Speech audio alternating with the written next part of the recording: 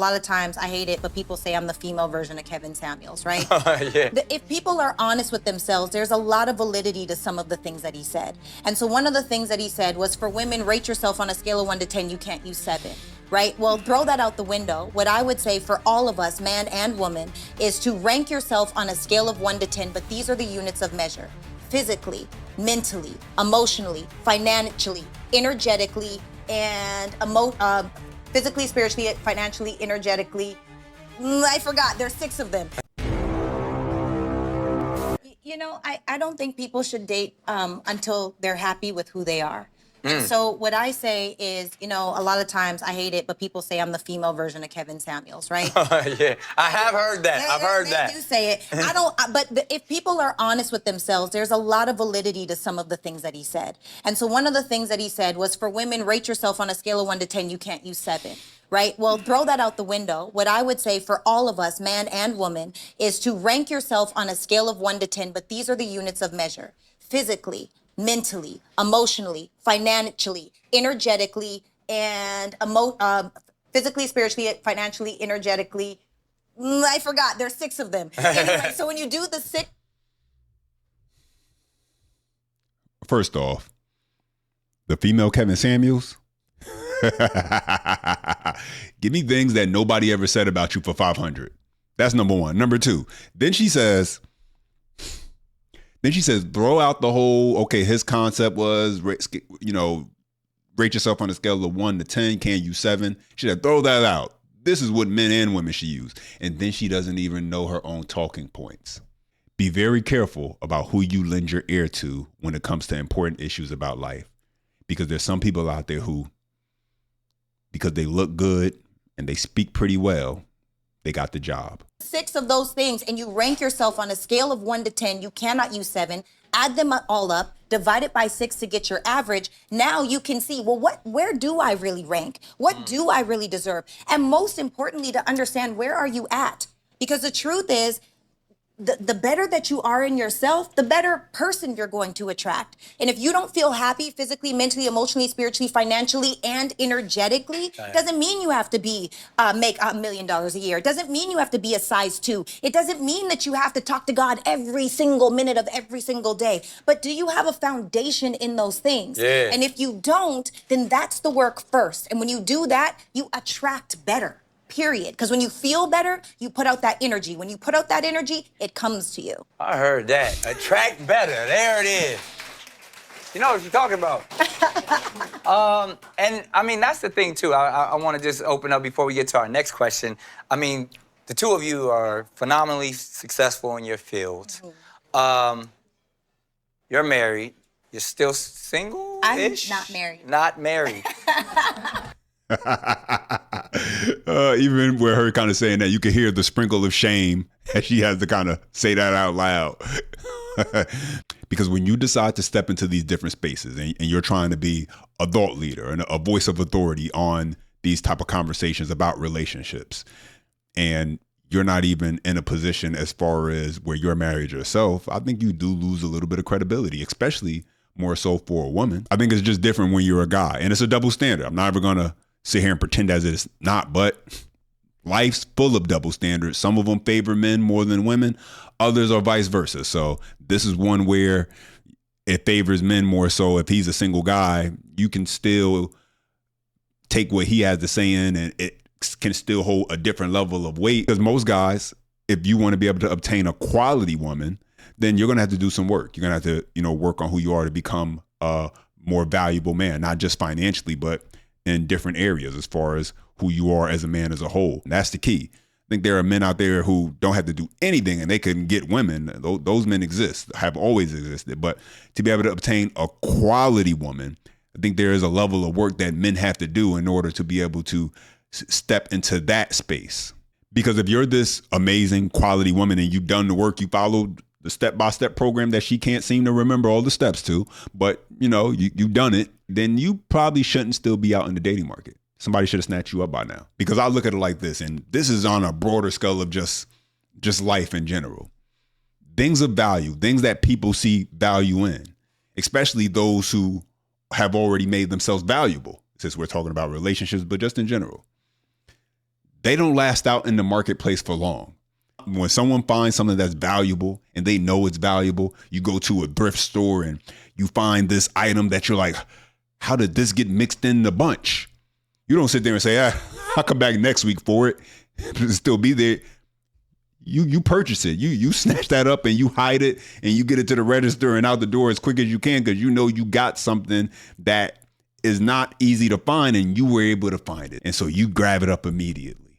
Now, I'm married myself, but I would just question it. Now, if your goal is that you just want to be a boss chick, you're not looking for long-term commitment. You're fine with the short-term, hey, this guy's going to take me here. That guy's going to take me there. I keep a rotation of men who give me a certain level of attention, but okay, cool, but say that. In that beings, I believe, it seems like you guys would have to put your careers first. How does finding a significant other and maintaining a strong, relationship work out when it can be hard sometimes? It can be hard when you're traveling all the time for work. My husband's an ER doctor, so he's at work right now. I'm reacting to this as we watch it, so I didn't expect that. But let's continue. Doctors in the house. 6 o'clock in the morning. And when you have 2 careers, you have to juggle that, right? So it is about making that time. And if you do that, I think you can sort of have it all, but you can't have everything at a 10, right? Yeah. You have to decide what is important to us as a couple. What are our priorities? So are you single or are you dating? You're dating. I'm dating. And so how is it out there in them streets? The streets are great. I love my. I'm having a wonderful time. I'm very happy. What I'll say is, wait, I forgot the question. What is the question? Are you how difficult is it being out there? Okay, so let me tell you, as a feminine woman, where are my feminine ladies at? Is it the soft girl era? It is soft girl era. Okay, as a feminine woman, it is much more challenging because femininity wants masculinity. And a masculine man is not going to be okay with you working 24/7. So there is a balance that has to happen. Now, that being said, I've heard it said before, there's an alpha submissive thing that's happening, right? Where you can be an alpha out in the streets. You can be an alpha in your business. You can be a boss babe. You can be a business owner. You can be a serial entrepreneur. But when you come home to your man, baby, take that cape off. Put on your little girl shoes and be that little gooey girl that you can be, right? Because masculinity doesn't want masculinity. And I do think that a lot of us women, because there are single moms, there are women that have to be masculine not by choice, but by necessity, because they have to provide for their families, or we're paying our own bills. We're doing all of these things. And so sometimes it's a little hard to fall into that soft girl era. Right. So I would say check that at the door. Like, where are you at? Do you mind your tone when you're speaking to that man? Are you mindful of your volume when you're speaking of that man? Are you able to be affectionate and loving? Or is it insecurity after insecurity after insecurity, which goes back to, are you happy with yourself? So let me go ahead and stop it right there for a moment, because what she's saying right there, listen, in theory, it sounds great. You got the alpha woman. She goes out into the world. She's finding her success in her career. She's moving up the ladder. Everything's great. And then she comes home and she turns it off. And she's able to be that feminine woman, rest in her femininity.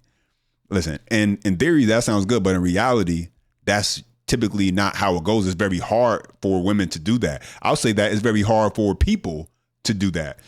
You're asking someone to cut off major parts of their personality when they get home. And so I just don't think that's something that's realistic on a human level to even ask.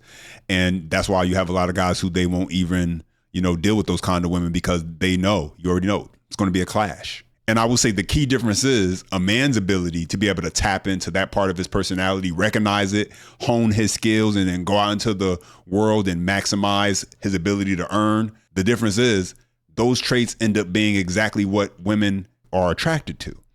And so he doesn't have to turn off anything. She's attracted to his leadership. He's a leader out in the world. He's a leader when he comes home. She's attracted to how assertive he is. He's assertive at work. He's assertive at home, not afraid to make the hard decisions, taking that load off of her shoulder. And so the aspects that he's able to take and go out into the world and be successful in are the same thing that he can apply and be successful in a relationship. And while he may have to tweak and turn it down a little bit in order to not overwhelm that woman, he doesn't have to turn it off in order for that relationship to then work. And honestly, I think that the men who do choose to be in those situations, that they do find themselves frustrated, but they really just have to deal with it because that's what they chose to sign up for. So for her just to tell women to just go ahead and turn it off when you can't even show it as an example in your life, I think it just takes away from some of the credibility from what she's saying, because she's preaching something, but she's not living it. You have to love yourself. I heard that. But no busy man gonna take no super busy woman. Not the masculine man. So even in that idea, because I mean, I like what you're saying in that sense of where from a man's perspective, we want to be able to be that provider. We want to be able to be that protector. Yes. So if I'm not able to express that to you, then but like I said, I like a successful woman. I like a strong woman, but I want to be it seems that women will have their guard up, and correct me if I'm wrong, until they feel like they can trust a man that allows them to be soft. Yes. Because I have a question for you, Nick. Would you be with a woman that puts her work before you? Absolutely. I've been with many women that have put their work before me. But you didn't marry them. Maybe I did. Everybody can't make their career a priority. Now, if you're with somebody and you guys are trying to climb and reach those different levels of success as you go through life together, that's different. You know, you're trying to get to a certain point where, you know, you're going to be better off. Okay, understandable. But once you get to that point, especially if, you know, you get to that point and then he can take on more of the burden when it comes to financially, then, you know, guys who are traditional are going to lean towards wanting a woman who's going to value family more. And I think it goes without saying, Nick Cannon is anything but a traditional guy. I mean, at this point, how many baby mamas and children does he have? 12 kids by how many different women? And so his values and perhaps things that he's looking for are important when it comes to a woman putting her career first may not align, you know, similar to how a majority of men out there see it. On top of that, he's also a celebrity. And so the relevancy of her pointing this question towards Nick, on top of things, she's not even married herself. But even in that sense, when I was married, that was what we respected and actually admired about one another, is that we were both on our own boss level trajectory. She was already there. I love the fact that, you know, she put all of her work, all of her passion, all of her art first, and I could be there to be that support. Was that hard? I used to say, like, the thing that was dope is like when she turned hers on, I turned mine off.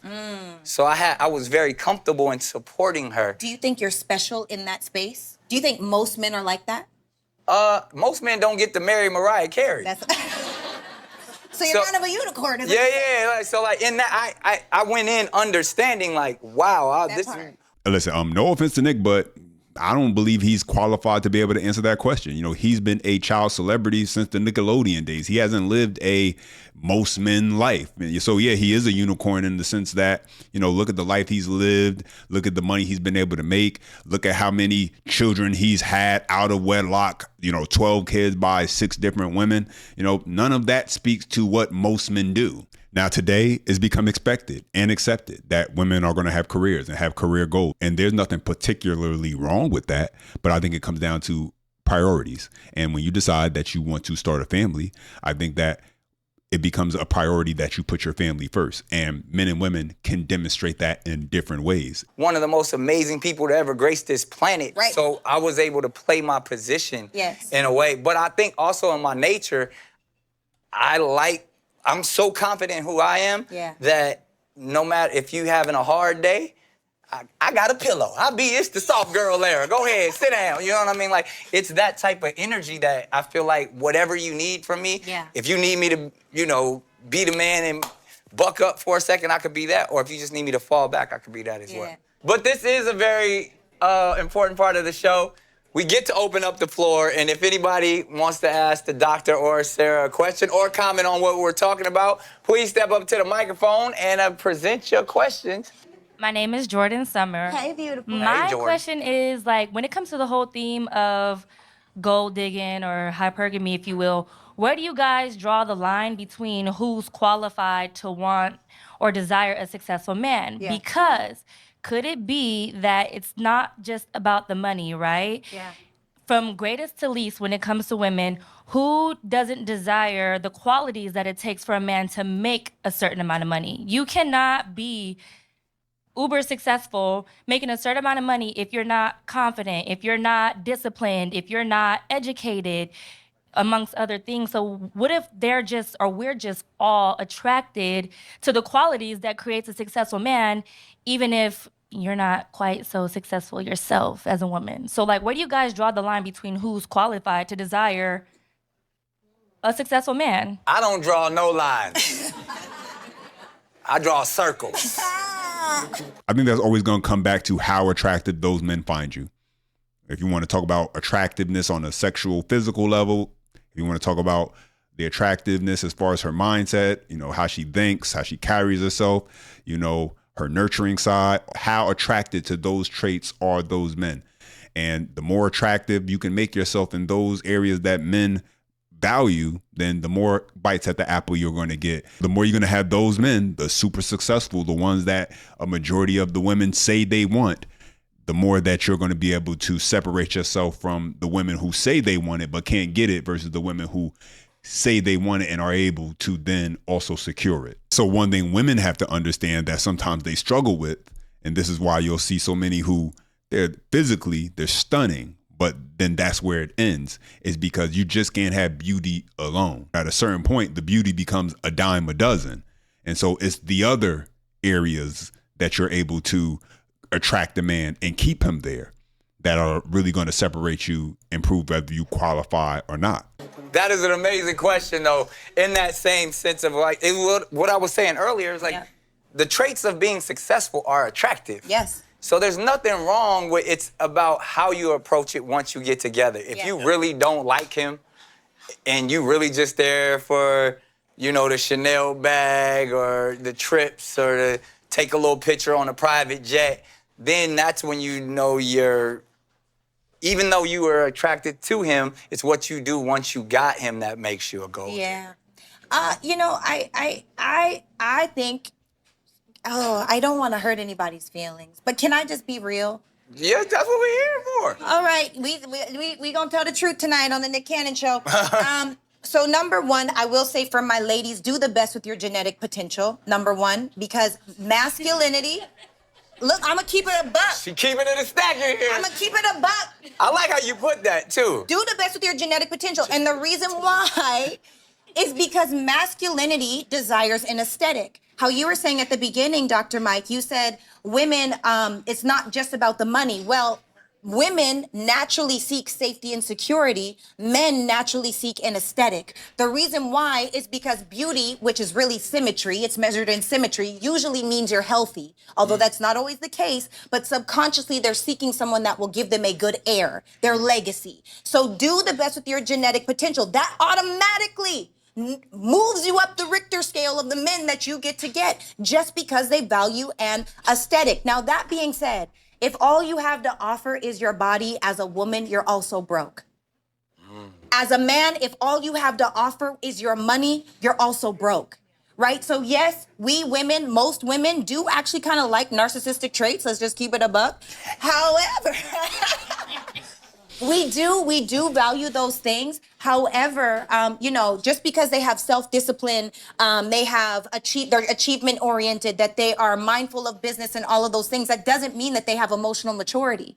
That doesn't mean they have emotional awareness or emotional intelligence or thoughtfulness or compassion, right? And so when you are vetting out that person, what is it that you're actually looking for? Because the money is not enough, I promise you. The money is not enough. Let me just go ahead and touch on what she said right there, because, while it's not a matter of fact when it comes to, men having those traits who are able to move into those positions that very few are, in many cases, you already have to have those skills, confidence, discipline, assertiveness, even emotional intelligence, emotional maturity in order to be in those positions. But if she don't want to acknowledge or accept it because it's just not showing up in a way that she particularly likes. And so women, they'll say they want a man who's emotionally mature, then they get one. But because it's not, their vision, their fantasy of what emotional maturity looks like, now they don't like it. Now it's something where, you're gaslighting, you're a narcissist, you're one of these negative traits. But in actuality, it's just that she don't like the way it's packaged. Listen, my final thoughts, the things that men want, the things that men value and appreciate, it goes beyond just the woman's physical beauty. And the reality is, for the women who want that guy, the guy who's able to separate himself from the others in the pack, she's got to also be able and willing to, work and putting herself in a position and showing that she's offering more than just her looks. And once you are able to obtain it, both of you need to work on making sure you sustain it and not just rest in this idea that, I got it like that now, so you don't have to actually put any of the real work in that goes into making sure you keep it healthy and strong when it comes to that relationship. Anyway, guys, let me know your thoughts on this whole entire conversation. I appreciate when you guys chime in. Don't forget, you enjoy any part of the content, make sure you smash the like button for more, subscribe to the channel. And as always, until next time.